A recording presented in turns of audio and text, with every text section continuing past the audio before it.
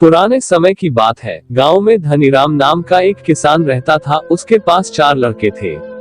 धनीराम अपना घर चलाने के लिए अपने खेत में कृषि कार्य करता था।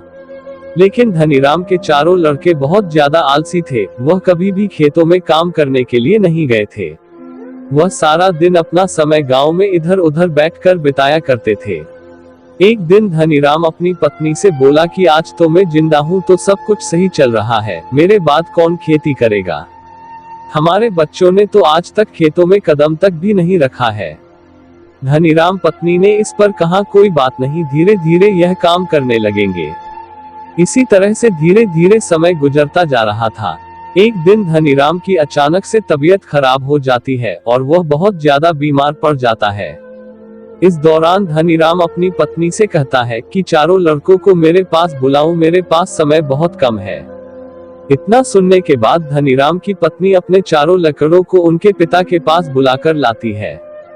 धनीराम इस बात से बहुत ज्यादा चिंतित था कि उसके बाद उसके लड़कों का क्या होगा। इसलिए उसने अपने चारों लड़कों को अपने पास बैठा कर कहा कि मेरे पास जितना भी कमाया हुआ धन था, मैंने वह सारा अपने खेतों के नीचे दबाया हुआ है। जब मैं इस दुनिया में ना रहूं तो मेरे बाद तुम खेतों में से दबाया हुआ सारा खजाना निकलकर आपस में बांट लेना है। इतना सुनने के बाद धनीराम के चारों बेटे बहुत खुश हुए। इसके कुछ समय बाद धनीराम की बहुत ज्यादा बीमार होने की वजह से मृत्यु हो गई। धनीराम की मृत्यु के कुछ दिन बाद उसके चारों बेटे खेत में दबे हुए खजाने को खोदने के लिए निकल गए। खेत में पहुंचने के बाद चारों बेटों ने पूरा खेत खोद डाला, लेकिन उनमें से किसी को भी खजाने जैसा कुछ नहीं मिला। इस बात से वह चारों बहुत निराश हुए और उन्होंने घर आकर अपनी माँ से कहा कि पिताजी ने खेत में जो खोजने के बारे में बताया था वह एक झूठ था। हम चारों ने पूरा खेत खोद डाला, लेकिन हमें खेत में कोई भी खजाना नहीं मिला। यह सुनकर उनकी माँ बोली कि तुम्हारे पिताजी ने अपने पूरे जीवन में यह घर और खेत ही कमाया है। अब जब तुमने इतनी मेहनत करके पूरा खेत खोद दिया है तो अब उसमें बीज भी डाल दो।